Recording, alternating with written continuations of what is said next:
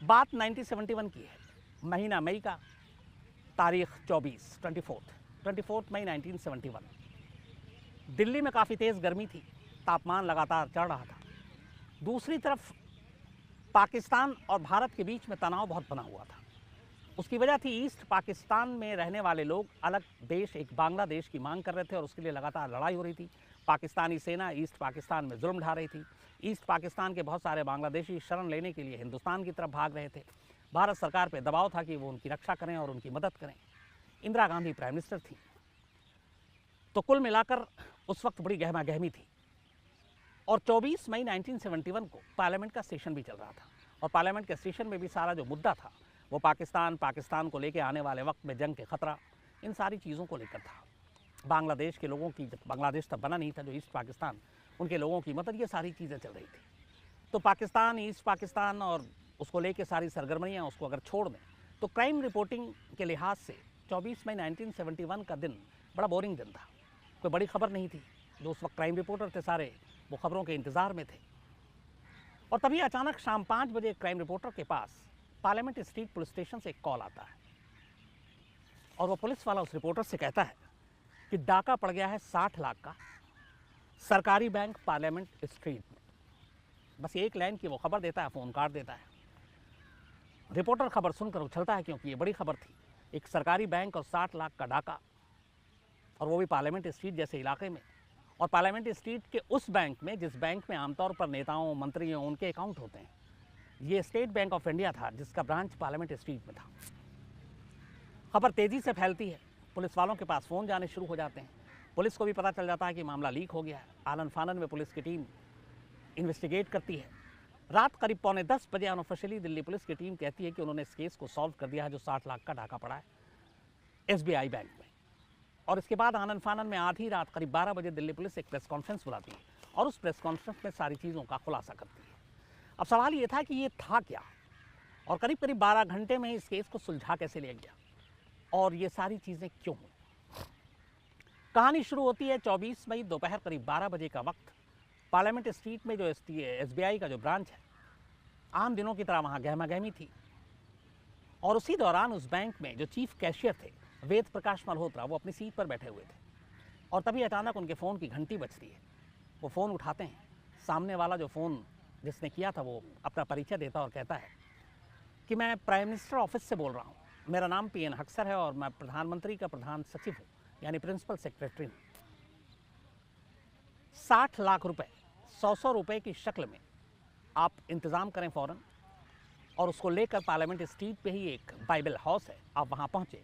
ये पैसे बांग्लादेश की खुफिया मिशन के लिए इस्तेमाल होना है। अब चीफ कैशियर के पास ये फ़ोन आया प्राइम मिनिस्टर ऑफिस से, प्राइम मिनिस्टर के प्रिंसिपल सेक्रेटरी, जाहिर से उसकी हालत ख़राब हो गई। लेकिन दूसरी तरफ पेशे की मजबूरी ये थी कि एक फ़ोन पे इतने पैसे बिना चेक, बिना बाकी किसी गारंटी के कैसे दें। तो इस उलझन को सामने जो फ़ोन किया था जिसने, वो समझ गया। तो कहता है, मिस्टर मल्होत्रा एक सेकंड आपकी, मैं सीधे मैडम से बात कराता हूँ। मैडम कोई और नहीं थी बल्कि प्राइम मिनिस्टर इंदिरा गांधी थी। इंदिरा गांधी इसके बाद अब फ़ोन लेती हैं और मल्होत्रा से कहती हैं, जो चीफ कैशियर हैं, वो कहती हैं कि आप 60 लाख रुपए 100 रुपए की शक्ल में बॉक्स में रखिए और उन पैसों को लेकर आप खुद पार्लियामेंट स्ट्रीट पर बाइबल हाउस के करीब पहुंचिए। वहाँ पे आपको एक शख्स मिलेगा और वो शख्स जो है वो एक कोड वर्ड बोलेगा। जब वो कोड वर्ड बोलेगा तब आप उसको वो पैसे दे देंगे। और कोड वर्ड जो था वो ये था कि बांग्लादेश का बाबू। और जब वो ये बोलेगा कोड वर्ड बांग्लादेश का बाबू, तो आपको पलट के इस कोड का जवाब देना और उस जवाब में कहना है बार एट लॉ। तो जब आप बार एट लॉ कहेंगे तो वो शख्स आपसे पैसे ले लेगा और आप पैसे देने के बाद निकल लीजिएगा। मल्होत्रा को लगा कि प्राइम मिनिस्टर ऑफिस से है, इंदिरा गांधी जी खुद हैं। और फिर उन्होंने कहा कि जो वाउचर है, मिस्टर हक्सर आए जो उनके प्रिंसिपल सेक्रेटरी, वो आप PM ऑफिस से आकर ले लीजिएगा, जो 60 लाख के वाउचर है। इसके बाद फ़ोन रख दिया जाता है। अब जो चीफ कैशियर हैं मिस्टर मल्होत्रा, वो अपने deputy chief cashier Ram Prakash Batra से को सारी बात बताते हैं और कहते हैं 60 लाख रुपए फटाफट बॉक्स में रखिए।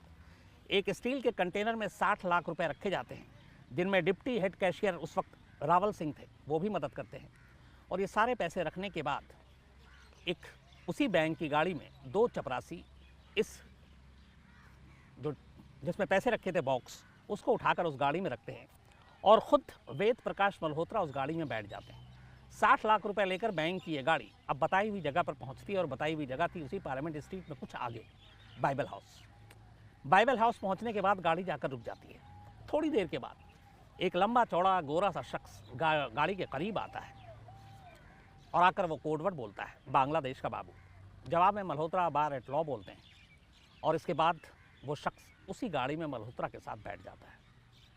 अब ये गाड़ी वहाँ से आगे बढ़ती है। गाड़ी आगे बढ़ने के बाद थोड़ी दूर जाती है और सरदार पटेल रोड और पंचशील मार्ग का जो जंक्शन है वहाँ पे एक टैक्सी स्टैंड है, वहाँ जाकर ये गाड़ी रुक जाती है। उस गाड़ी से वो शख्स उतरता है जिसने पैसे लिए और वो कंटेनर जिसमें पैसे रखे हुए थे वो उस गाड़ी से उतारता है और वहीं टैक्सी स्टैंड पे एक दूसरी टैक्सी में वो बैठ जाता है और वो जो पैसे से भरा बॉक्स था वो भी उस टैक्सी में शिफ्ट कर लेता है। बैठने के बाद वो मल्होत्रा से कहता है कि अब आप प्राइम मिनिस्टर ऑफिस जाएं और जाकर वहाँ से वाउचर ले लीजिए। इसके बाद वो गाड़ी चली जाती है। बैंक के चीफ कैशियर अब सीधे प्राइम मिनिस्टर ऑफिस पहुँचते हैं। वहाँ जाकर वो मिलना चाहते थे तो पता चला कि प्राइम मिनिस्टर तो ऑफिस में है ही नहीं, वो तो पार्लियामेंट में है क्योंकि सेशन चल रहा है। तो अब मल्होत्रा वहाँ से सीधे पार्लियामेंट पहुँचते हैं, संसद भवन। लेकिन वहाँ इंदिरा गांधी से उनकी मुलाकात नहीं होती। प्राइम मिनिस्टर ऊपर से सेशन चल रहा है। अब वो बड़ी अजीब उधेड़बुन में, खैर किसी तरह उनकी पहुँच उनके प्रिंसिपल सेक्रेटरी जो हैं पीएन हक्सर, उनसे होती है। पीएन हक्सर उनसे मिलते हैं पार्लियामेंट में ही। उसके बाद मल्होत्रा बताते हैं कि मैं इसलिए आया हूँ कि आपके यहाँ से जो फ़ोन आया हमने 60 लाख रुपए दे दिए, उसके वाउचर दे दीजिए ताकि बैंक में जमा कर दें। अच्छा, उस कैश को निकालने के लिए उस वाउचर पे उस वक्त खुद मिस्टर मल्होत्रा ने साइन किए थे। पीएन हक्सर जैसे ही ये बात सुनते हैं वो चौंक उठते हैं। कहते हैं कि हमारे ऑफिस से या पीएम रेजिडेंस से या इंदिरा गांधी जी की तरफ से या मेरी तरफ से आपके बैंक को कोई कॉल नहीं किया गया और मैंने तो कोई कॉल किया ही नहीं। आप लुट गए, आपको किसी ने धोखा दिया है। अब ये सुनते ही घबराने की बारी मल्होत्रा की थी। उसके आंखों के सामने अंधेरा छा गया कि ये हुआ क्या। बात 60 लाख रुपए की थी और बिना आपने किसी गारंटी के वो पैसे निकाल कर और सड़क पर ले जाकर एक दूसरी गाड़ी में शिफ्ट भी कर दिया और उसके बाद वो पैसे चले भी गए। अब पहली बार इधर मल्होत्रा को लगा कि वो वाकई ठग गए। लेकिन इस सारी कवायद के बीच में करीब 3-4 घंटे बीत गए। इन 3-4 घंटे में हुआ यह कि जो Rawal Singh deputy head cashier वो बैंक में बैठा इंतज़ार कर रहा है कि मल्होत्रा साहब आएंगे, वाउचर लेकर आएंगे, उसको बैंक के उसमें खाते में चढ़ाया जाएगा। लेकिन मल्होत्रा साहब पहुंच नहीं रहे हैं। जो दूसरे राम प्रकाश बत्रा थे डिप्टी चीफ, वो भी लगातार गायब।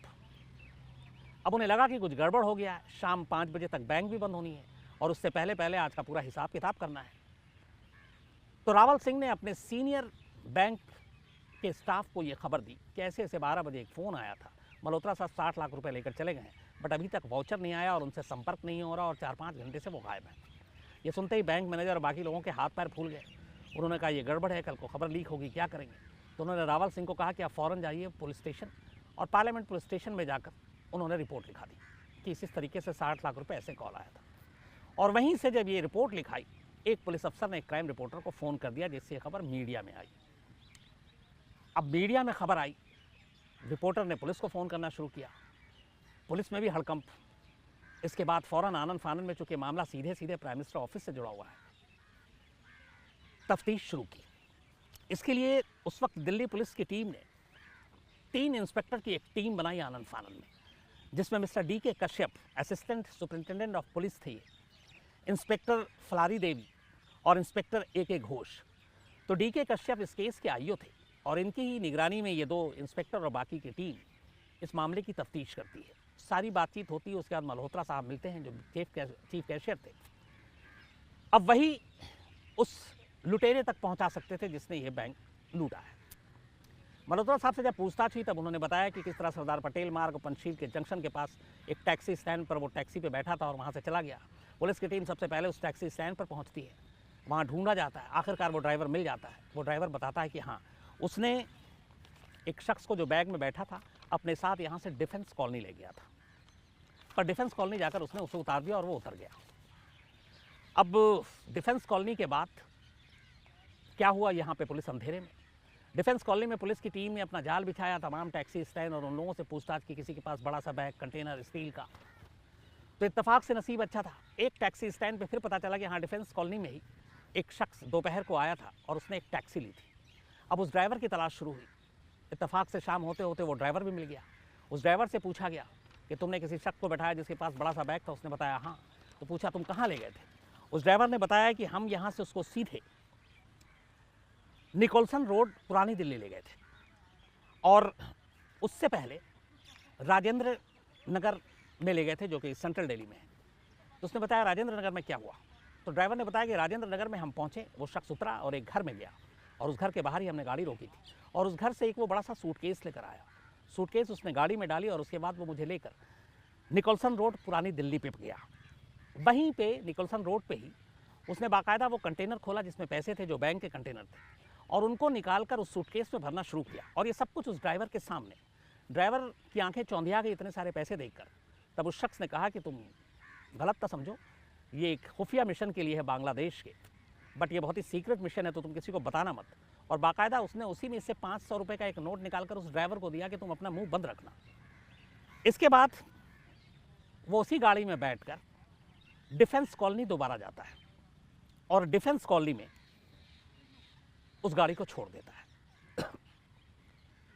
पुलिस अब राजेंद्र नगर के उस घर में जाती है, क्योंकि वो घर में जो भी था जिसने सूटकेस दिया वो उस शख्स का जानकार होगा। उस घर में जाने के बाद पुलिस को पता चलता है कि हाँ, वो जो शख्स आया था असल में उसका नाम रुस्तम सोहराब नागरवाला है। रुस्तम सोहराब नागरवाला, और उसी ने ये सूटकेस लिया था। इसके बाद पुलिस की टीम डिफेंस कॉलोनी पहुंचती है, जब वो दोबारा बैग लेकर गया था। डिफेंस कॉलोनी में जाने के बाद पता चलता है कि हाँ, नागरवाला एक रुस्तम सोहराब, लेकिन वो निकल गया है और वो गया है पारसी धर्मशाला पुरानी दिल्ली में। वहीं एक रूम लेकर वो ठहरा हुआ था। पुलिस की टीम आनन फानन में पारसी धर्मशाला पहुंचती है। पारसी धर्मशाला में थोड़े से इंतजार के बाद एक शख्स उस रूम में आता है, जो रूम रुस्तम सोहराब नागरवाला के नाम पे बुक था। उसके आते ही पुलिस उसे दबोच लेती है। दबोचने के बाद उससे पूछताछ होती है, तब वो बताता है कि हाँ, वो बैग जो है वो डिफेंस कॉलोनी के एक घर में उसके एक दोस्त के पास रखा हुआ है। पुलिस उसे लेकर डिफेंस कॉलोनी के उस घर में जाती है। वहाँ से वो बैग बरामद होता है। नोटों की गिनती की जाती है। 60 लाख रुपए में से 59,95,000 बरामद हो जाते हैं। सिर्फ 5,000 रुपये गायब थे। उसे पूछा जाता है कि तुमने क्यों किया? उसने कहा कि इस पूरे बांग्लादेश और ईस्ट पाकिस्तान को लेकर जो सारी चीज़ें चल रही थी उसी में थोड़ा लाइमलाइट आने के लिए मैंने किया, और उसने कन्फेस कर दिया। तो 5,000 रुपये मिसिंग थे, बाकी के पूरे पैसे 59,95,000 बरामद हो गए। रात 12 के आसपास दिल्ली पुलिस प्रेस कॉन्फ्रेंस बुलाती है और पूरे मामले के खुलासा करती है और बताती है कि उसने इस केस को सॉल्व कर दिया और रुस्तम सोहराब नागरवाला ने अपना जुर्म कबूल कर लिया है। 24 मई का ये इंसिडेंट था।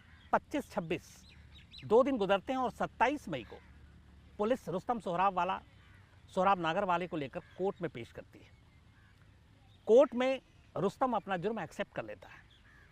हिंदुस्तान के कानून के इतिहास में, हिंदुस्तान की अदालत के इतिहास में ये इकलौता ऐसा मुकदमा है जिसका फैसला 10 मिनट में हुआ। आज तक ये रिकॉर्ड शायद टूटा नहीं है।